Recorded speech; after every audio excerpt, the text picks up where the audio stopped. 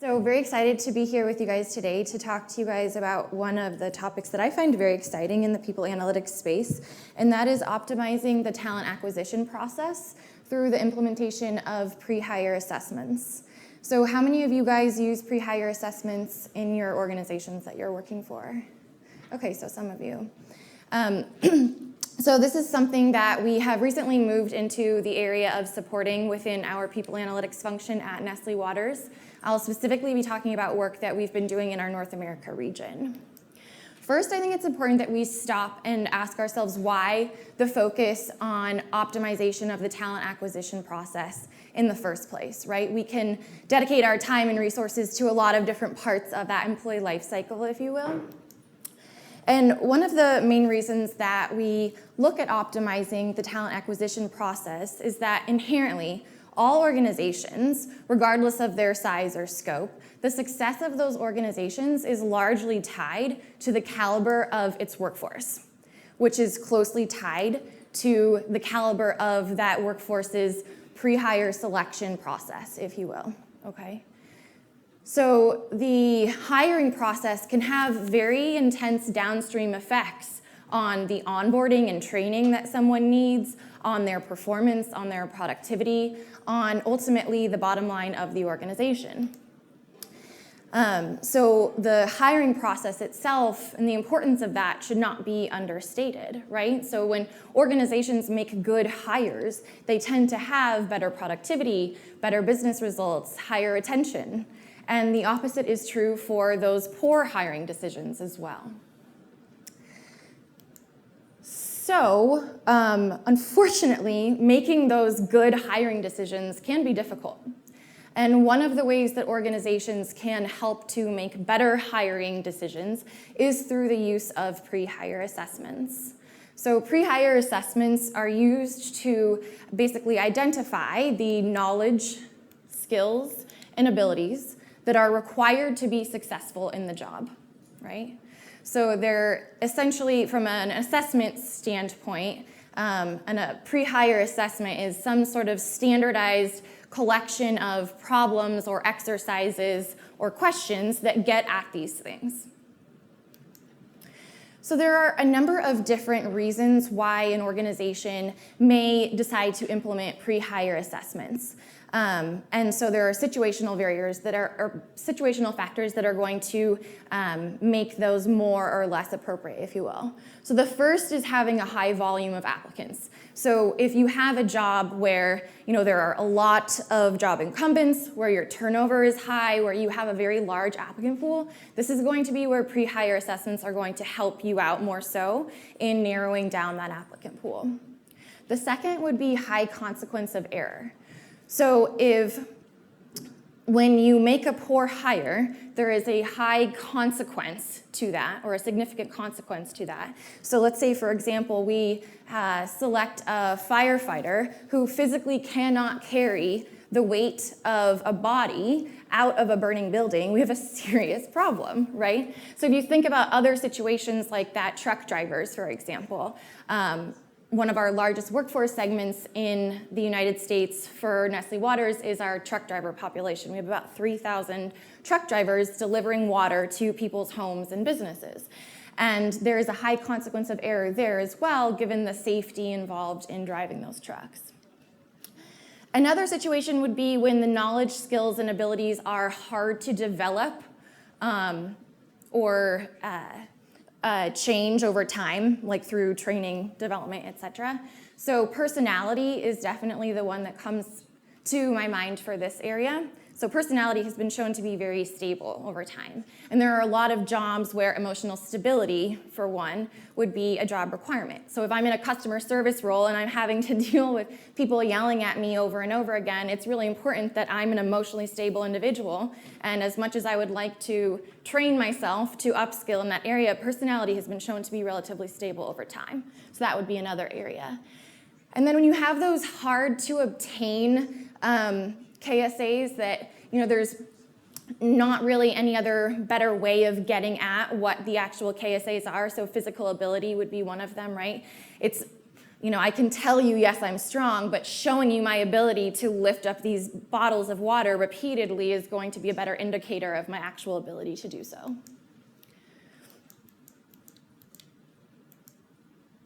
Okay. So there are a number of organizational benefits of pre-hire assessments.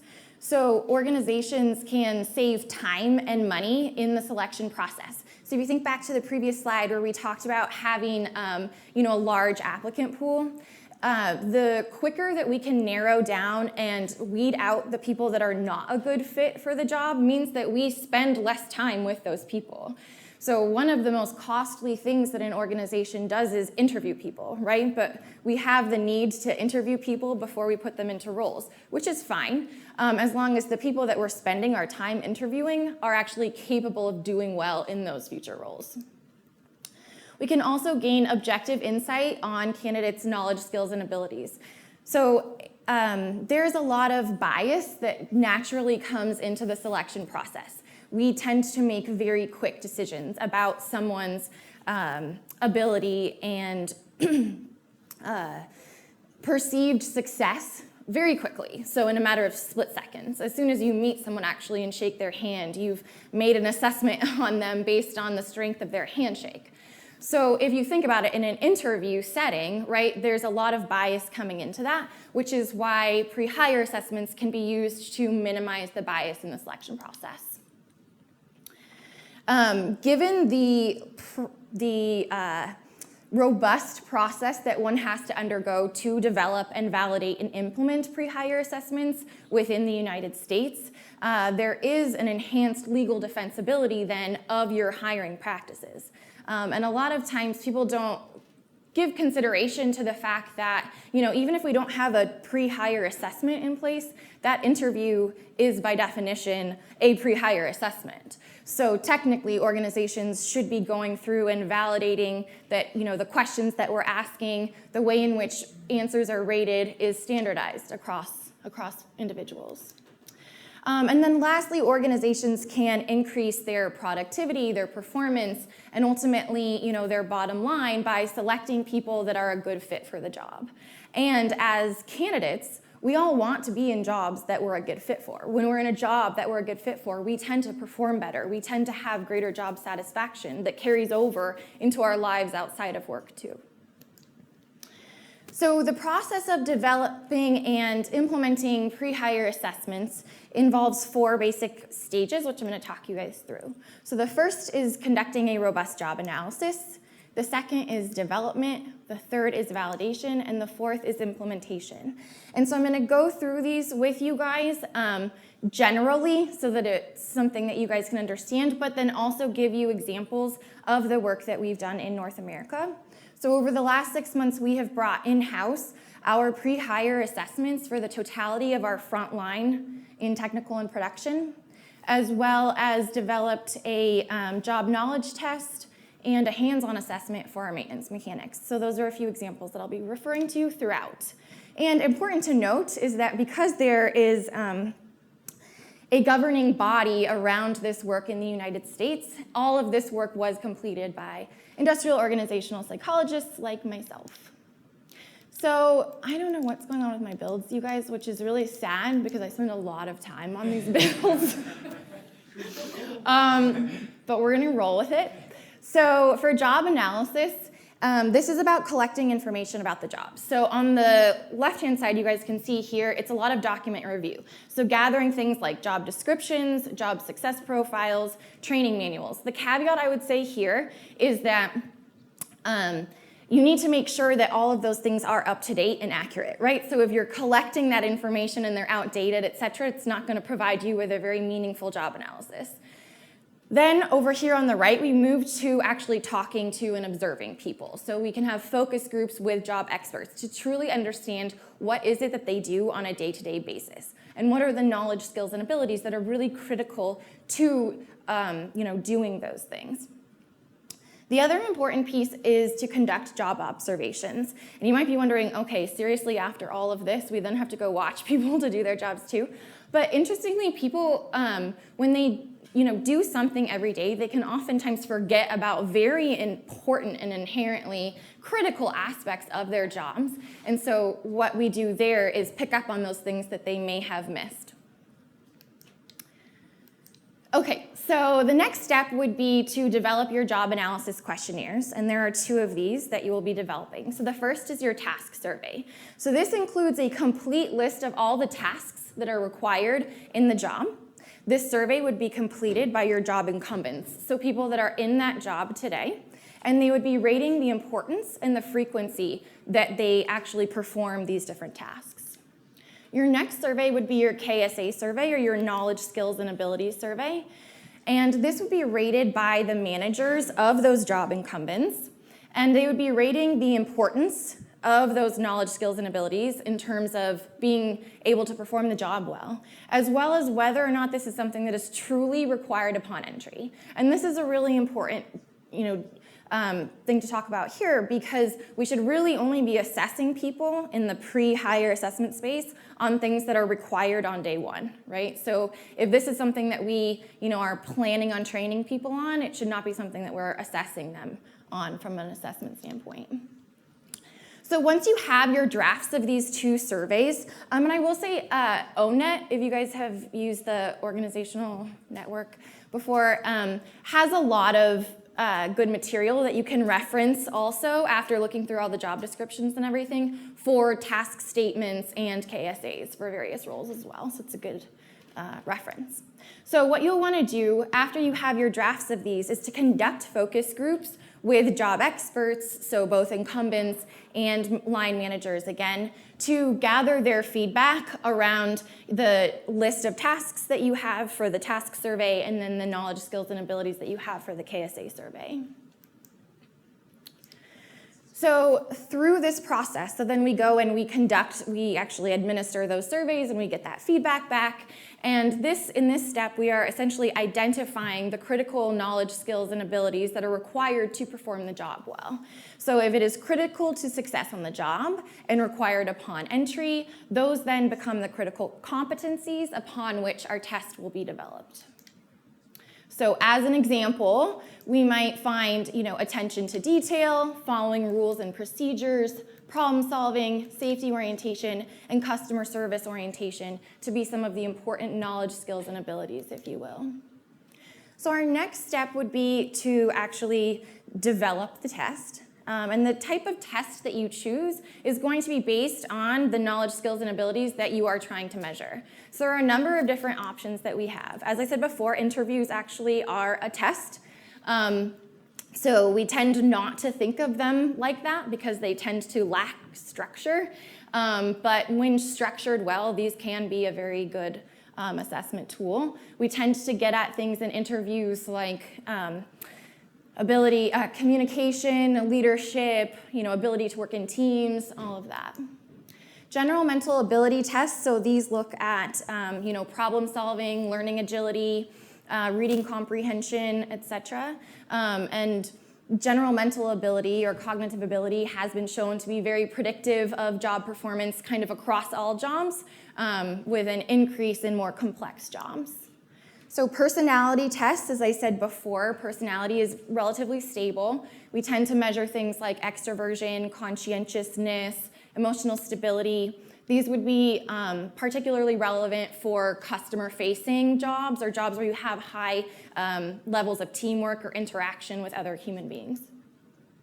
Integrity tests are exactly what they sound like. It gets at your past behavior and your preferences or opinions about dishonesty, lying, etc. Those are commonly used in like stores where they have the security guard there that's looking over and making sure people aren't stealing things. That might be something that we use for that type of job. So job knowledge tests tend to be very technical in nature. So the maintenance mechanic job knowledge test that we developed at Nestle Waters is literally a test around job knowledge specific to maintenance mechanic abilities. Physical ability tests are exactly what they sound like, so what we talked about before, testing your physical abilities. Work samples and simulations can look very different. You might have a timed typing test to see your speed of typing depending on what type of role you're going into. If For our maintenance mechanics, we also developed a hands-on assessment. So as I said before, we had this job knowledge test, and there was one actually in place before. And what we heard is that people were doing really well on this job knowledge test, but then coming in and literally not even knowing how to use basic tools, which can be incredibly dangerous. So we coupled the two together for our pre-hire assessment process for our maintenance mechanics, so that they have to go through this job knowledge test, pass that, and then as a second hurdle, they have to go through this work sample or hands-on assessment, pass that, and only after that point will we spend time interviewing them. Situational judgment tests essentially give people a situation and 4 potential responses to that situation and ask how you would respond to the situation. These are a really good way of getting at a number of different KSAs, and what's unique about them is that they tend to be empirically rated, which means that all of the answers seem like they could potentially be correct, and the way that we score them is by taking our high performers and determining what answers they responded to, and those are then the correct responses. Assessment centers can be designed around a number of different things. They tend to be used more higher up in leadership to look at things like problem solving, organizational skills, working with others, etc. And then lastly, biodata. So this tends to be, the information that's gathered in an application blank, if you will. So things around work experience, maybe educational experience, etc. So depending on what knowledge, skills, and abilities you're looking to measure, these different types of assessments would be more or less relevant. Important here is that you're generating items. And in this initial stage where you're coming up with items, you want to, more is better, right? Because after you go through the process of validation, you will be removing things, but you can't add things back. You can't add things in unless you want to go through the whole validation process again. So the best point that I can make here, or the best recommendation that I can give you here, is to come up with more items and examples. So if you're doing a hands-on assessment, for example, have a number of different exercises that you then take into validation so that you can get feedback on those. So the next step would be gathering validation evidence. And validity is essentially the accuracy, or the perceived accuracy that we have, that the inferences that we are making based on this test are correct. So if we are gathering insight, on one's knowledge, skills, and abilities, our validity evidence then is that that is a good predictor of future job performance. So validity evidence comes in a lot of different forms. So in the context of criterion validation, this is essentially a correlation between scores on that test and performance ratings. So for our frontline roles, we developed a situational judgment and problem-solving test that was given to job incumbents. Their managers provided research-only performance ratings solely for this purpose, and we calculated the correlation between the two. The correlation is then known as your validity estimate. For other types of tests, so not all types of tests lend themselves well to criterion validation. When you have smaller samples, when you have workforce simulations, for example, you're going to go with content validation, and that essentially involves having job experts make ratings of the job relatedness and importance of the things in your test. So for example, for the hands-on assessment that we developed, we conducted focus groups with job experts and went through all of the different parts of the assessment and gained their insight around job relatedness, importance, difficulty, and whether or not this was something that needed to be memorized or whether you could potentially go look it up in a book. So the next thing that we want to do is determine the scoring procedures. So as I mentioned before, your scoring procedures are also going to differ depending on what type of test you have. So situational judgment, I talked about the empirical keying. The other thing that you want to think about is, for example, in a hands-on assessment, that you're giving the most weight in terms of point allocation to the things that have been rated as most important back when you did that job analysis. And I'll mention later on that that is really an important piece of not only this body of work, but can lend itself well to improving other areas across the talent management cycle, if you will. So really important piece. The other thing that you are going to want to do is to determine the passing scores. So in the context of a criterion validation study, this is going to involve balancing your potential adverse impact with utility, okay? So, yes, clearly we would have 0 adverse impact if our passing rate was 100, but that provides me 0 utility because everyone's passing. So it's the balance between those two. The other thing that you want to look at in the context of content validation, we tend to use what's called an Angoff method, where we have people rate the perceived difficulty. We take the average of those ratings and then sum those up, and that's what your proposed cutoff score is to start. I always recommend that you lower this cutoff score by a couple of points in both methods, just so that you provide a more conservative start to rolling out the assessment. So then you're going to want to finalize your assessment. So the things that you got back in the validation study about being less important or not required on day one, obviously you've pulled those out. You can also then look at, in the context of a criterion-related validation study, you can look at your item correlations, so the extent to which these items are explaining unique variance in the outcome. You also want to then think about, because I had told you before, come up with a lot of different examples. You want to be mindful of how much time, seat time, you're putting the applicant through, because applicant reactions are super important too. So you finalize the assessment. The next step would then be to develop the support materials and to train the test administrators. So it's really important that everything is clearly documented, that the administrative procedures are completely standardized. And if you think about, for us, we rolled this out to a number of different locations across the US. They have, their own ways of working, et cetera. But the critical take home is that everyone is administering these tests in exactly the same way. For the hands-on assessment, there is literally a script, and that person that is that is administering the hands-on assessment is reading that verbatim, because the information that candidate A receives needs to be the exact same information that candidate B receives. The next thing that you want to do is train those test administrators and also determine who is the most appropriate person to be administering those tests. So for some of our pre-hire assessments, the ones that are computer-based, we have our HRBP population administering those.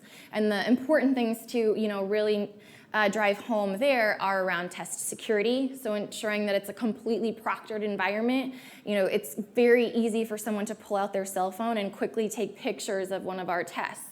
And given the amount of time and resources that went into developing these, that's absolutely not something that I would ever want to have happen. So making sure that they understand the criticality of the role that they are playing in this process. For our hands-on assessment, it needs to be administered by a technical leader, because as an HRBP, I'm not going to have the technical expertise to administer that assessment. And then lastly, you can go live with your assessments. So there are a few further considerations. Like I said before, test security is one of them.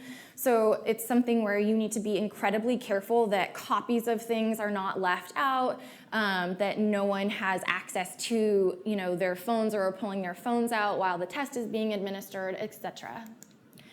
The other thing that you want to continue to monitor are those pass rates. So is the cut score that we set appropriate, or are we finding that we perhaps have set too high of a cut score and not enough people are passing, or vice versa? The other thing that's important, given the dynamic nature of jobs today, is to continue to evaluate the knowledge, skills, and abilities that are required for the job, and to determine whether this pre-hire assessment that we have implemented maintains its relevance and importance, if you will. And this is actually one of the reasons why I like the fact that we've brought these in-house, because our ability to control and to have that iterative process is largely increased. The other thing you want to take a look at are applicant reactions. So how are candidates responding to this experience? These are really important because they've been shown to not only be a very strong predictor of whether or not the candidate's likely to accept the job, But even more than that, it's a strong predictor of that candidate's likelihood of referring others to the organization, of continuing to buy the company's products. It's super important. And so, you want to, and applicants have different reactions to all of those different types of assessments. They are going to respond most positively when it is very clear that what I'm being asked in this assessment is related to the job. And in those situations, they are going to have a greater perception of procedural justice or fairness, regardless of if they get the job or not. And then the last thing to consider also is applicant faking. I could talk about this for days because all of my academic research was on faking in the selection process, so if you find this interesting, come and find me.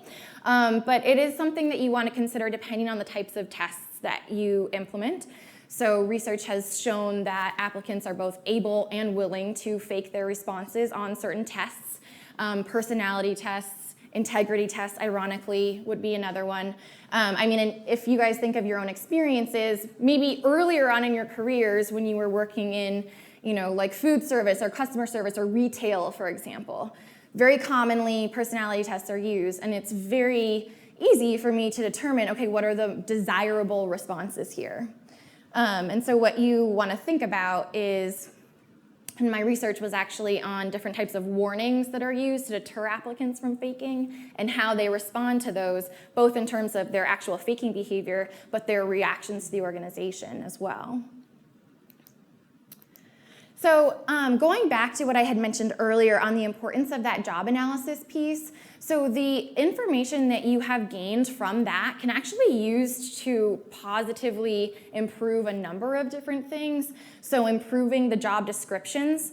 When we were talking, Toby was talking about, there being a long time to fill. Perhaps the long time to fill is due to the fact that our job descriptions are not accurately depicting what the job has become today, right? And we're not attracting the right type of people. They can also be used to improve your interview guides and to make those more structured and ensure that the questions that you are asking are really getting at, the knowledge, skills, and abilities that are required for the job. They can also be used to improve training and development programs, as well as to improve the performance evaluation system.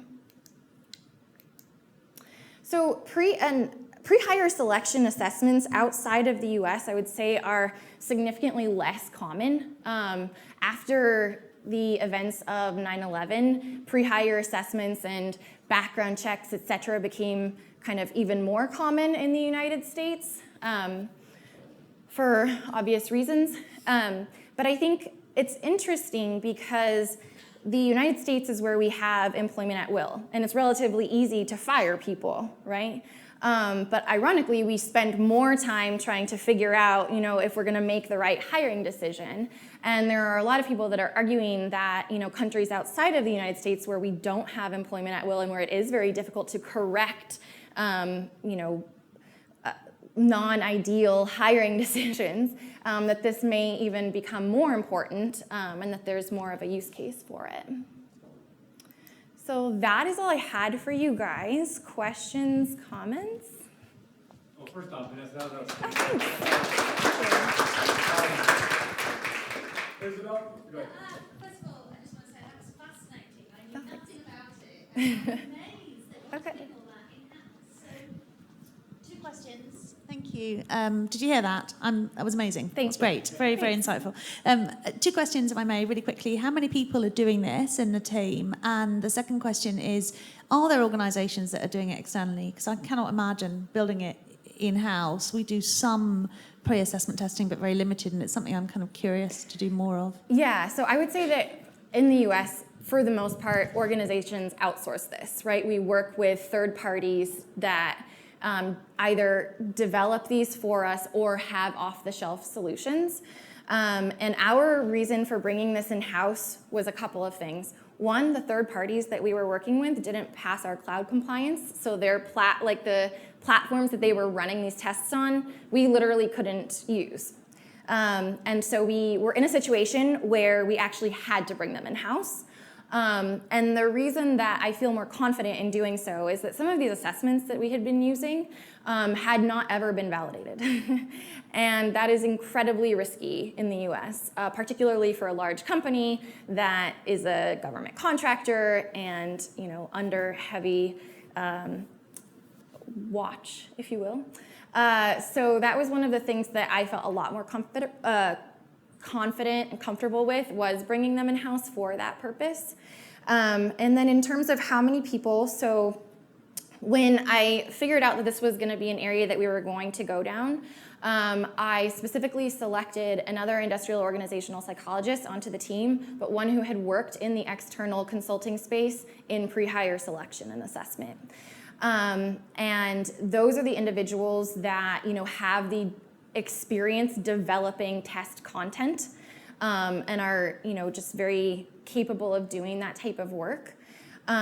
So it was one full-time person and a half of myself that was supporting this. And we did this under incredibly tight timelines because of the fact that we started it in the fall of last year, and we had to have our new internal assessments go live January 1st. So essentially in 3 months, that's when we developed one job knowledge test and 2 cognitive ability situational judgment tests. I will say, just as the opportunity arises, if you are interested in doing this work and you are trained in industrial organizational psychology and you are capable of living and working in Stamford, Connecticut, we are hiring. Vanessa, I have a question related to that. 2 things, actually, if I may. Even if an instrument is validated, it does not necessarily mean it's appropriate for you and your organization, the jobs that you're doing. That's correct. So, one of the first things that I would say to that is when tools are validated and they have adverse impact, one of the first things that you want to do is determine, can I get at these same insights with another tool that does not have that adverse impact? So, but yes, to your point. So it's a case for actually creating something that is appropriate for you. And it leads into the second question, is you mentioned we went down this road.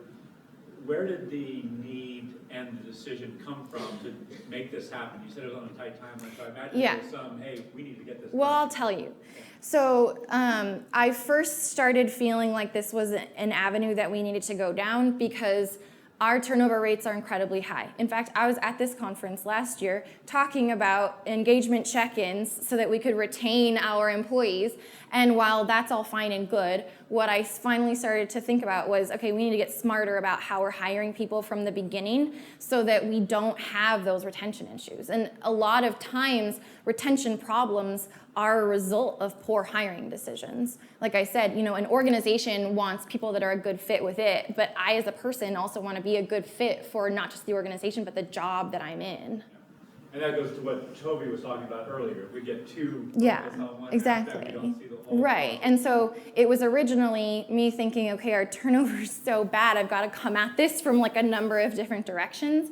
And so I had started to search for another IO to come in and support me, and that was when we then found out that all of these existing pre-hire assessments had to be, sunsetted, essentially. So one more question on behalf of the group then, and then I'll kick it over to you, get the mic there, is this requires legal to be involved? It does. IT. So you have a whole governance body, but you did it quickly.